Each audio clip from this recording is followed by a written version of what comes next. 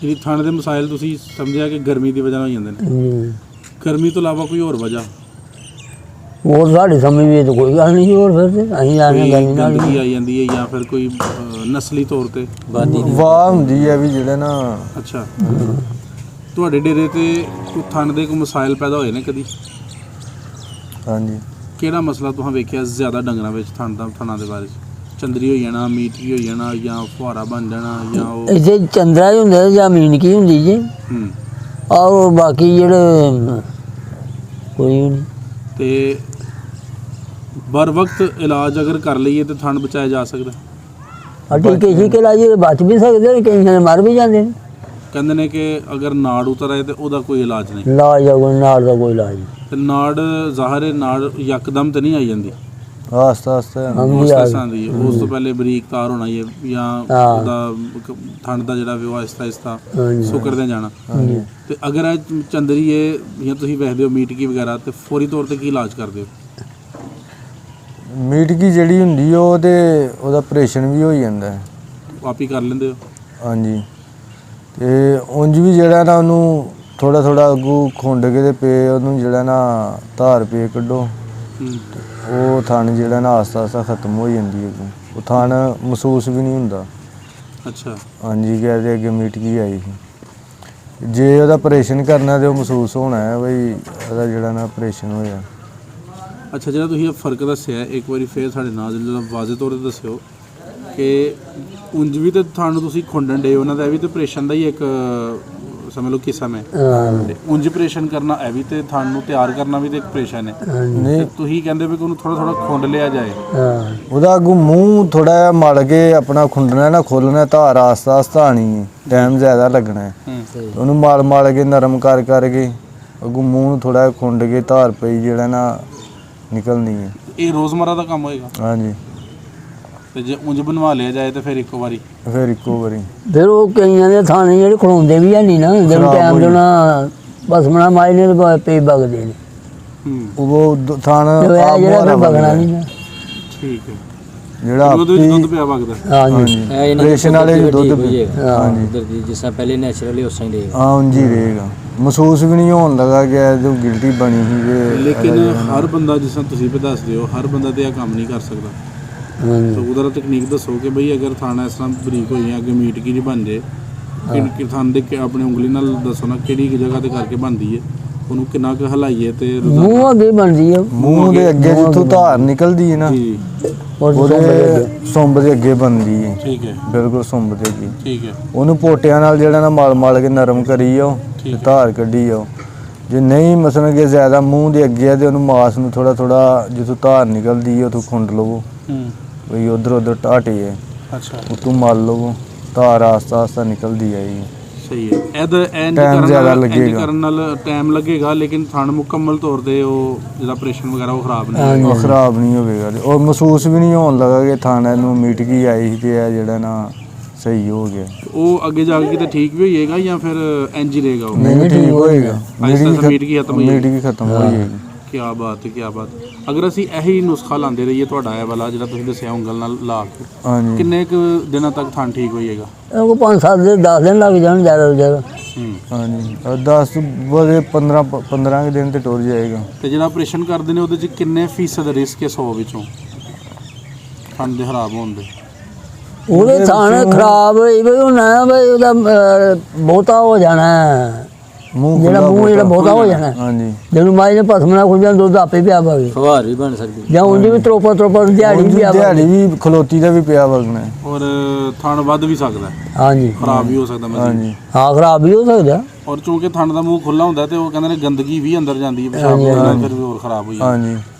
ਅੱਛਾ, ਇਹ ਤਾਂ ਉਹ ਹੀ ਜ਼ਖਮ ਜ਼ਿਆਦਾ ਹੋ ਜਾਂਦਾ ਨਾ, ਉਹ ਜ਼ਿਆਦਾ ਫਿਰ ਛੁੱਟਦੇ ਉਹਦਾ ਮੂੰਹ ਜਿਹੜਾ ਨਾ ਅੱਗੋਂ ਬਰੀਕ ਨਹੀਂ ਰਹਿੰਦਾ, ਅੱਗੇ ਉਹਦੇ ਟੱਕ ਬਣ ਜਾਂਦਾ। ਠੀਕ ਹੈ। ਉਂਝ ਸੁੰਬ ਬਰੀਕ ਹੁੰਦਾ, ਜਿਸ ਲਈ ਉਹਨੂੰ ਆਪਰੇਸ਼ਨ ਹੋਣਾ ਫਿਰ ਉਹ ਅੱਗੋਂ ਉਹਦਾ ਸੁੰਬ ਖਤਮ ਹੋ ਜਾਣਾ, ਉਹਦਾ ਟੱਕ ਆਈ ਜਾਣਾ।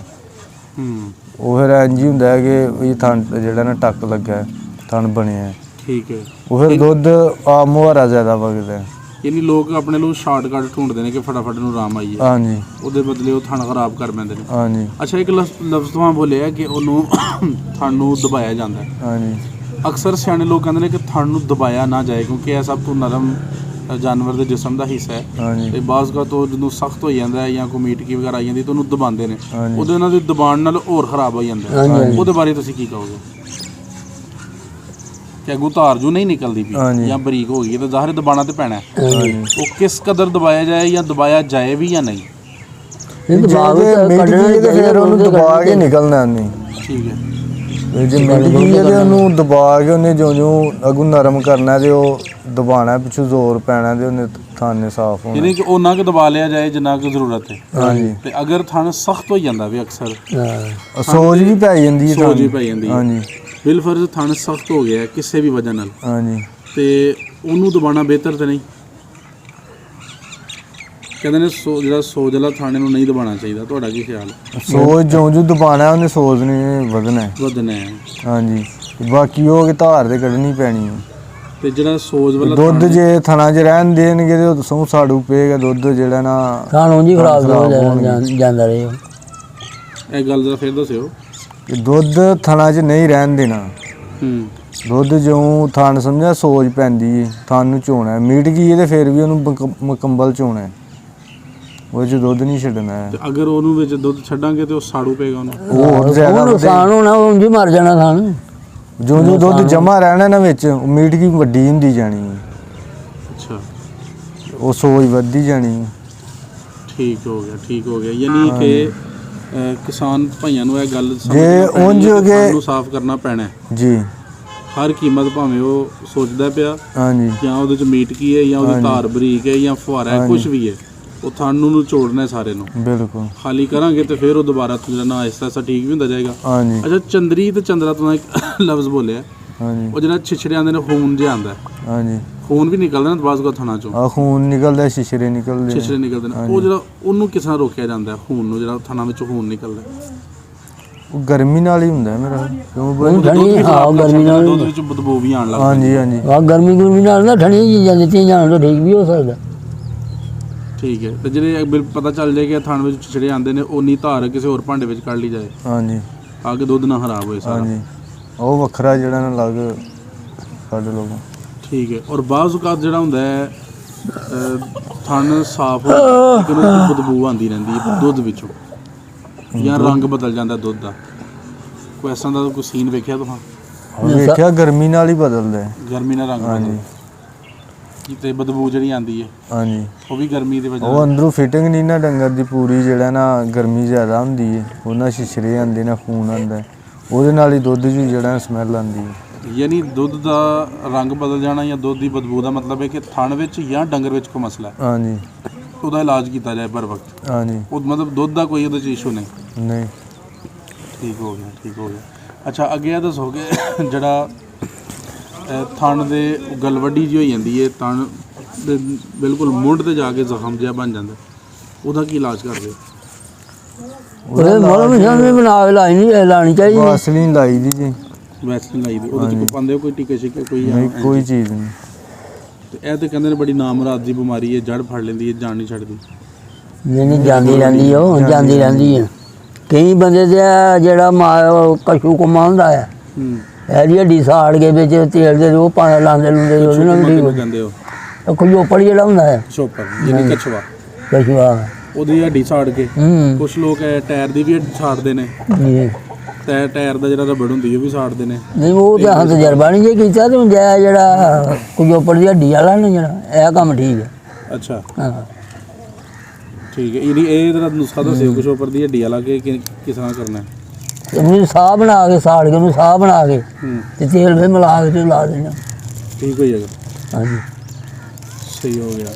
ਤੇ ਜਿਹੜਾ ਭਾਈ ਜੀ ਤੁਸੀਂ ਵੇਖਿਆ ਥਣ ਅਕਸਰ ਨਾ ਤਾਂ ਨੂੰ ਚੜਨਾ ਸ਼ੁਰੂ ਹੋ ਜਾਂਦਾ, ਤਾਂ ਨੂੰ ਉਦੋਂ ਹੀ ਚੜਦਾ ਜਦੋਂ ਨਾੜ ਪੈਂਦੀ ਹੈ।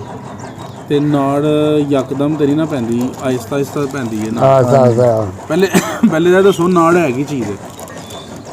ਨਾੜ ਵਿੱਚੋਂ ਸ਼ੁਰੂ ਹੁੰਦੀ ਹੈ, ਉਤੋਂ ਜਿਹੜਾ ਨਾ ਪੱਲੇ 'ਚ ਸ਼ੁਰੂ ਹੁੰਦੀ ਹੈ ਹੇਠਾਂ ਨੂੰ ਆਣੀ। ਯਾਨੀ ਨਾੜ ਕੋਈ ਉਹਦਾ ਜੋ ਥਣ ਦੇ ਵਿੱਚ ਕਿਸੇ ਜਿਸਮ ਦੇ ਵੱਧ ਜਾਣ ਦਾ ਨਾਂ ਹੈ, ਜਾਂ ਉਂਝ ਕੋ ਨਾੜ ਉਤਰਦੀ ਹੈ ਜਾਂ ਜਿਸ ਤਰ੍ਹਾਂ ਤੁਸੀਂ ਕਹਿੰਦੇ ਹੋ ਇੱਕ ਬੰਦੇ ਨੂੰ ਜਿਸ ਥੋੜ੍ਹਾ ਤਰ੍ਹਾਂ ਜਿਹਾ ਵੱਧ ਜਾਂਦਾ ਹੈ। ਜਿਸ ਤਰ੍ਹਾਂ ਬੰਦੇ ਨੂੰ ਬਿਮਾਰੀ ਨਹੀਂ ਹੁੰਦੀ ਉਹ ਕੁਦਰਤੀ ਵਾਲੇ ਵਿੱਚੋਂ ਹੀ ਨਿਕਲ ਪੈਂਦੀ। ਪੈਂਡਸ ਜਿਹੜਾ ਨਾ ਹੁੰਦਾ ਵੀ ਪੈਂਡਸ ਦੀ ਦਰਦ ਅੱਛਾ ਉਹ ਇਸ ਤਰ੍ਹਾਂ ਮਾਸ ਅੰਦਰੋਂ ਵਧ ਜਾਂਦਾ, ਉਹ ਤੋਂ ਵਧਣਾ ਸ਼ੁਰੂ ਹੁੰਦਾ ਹੈ।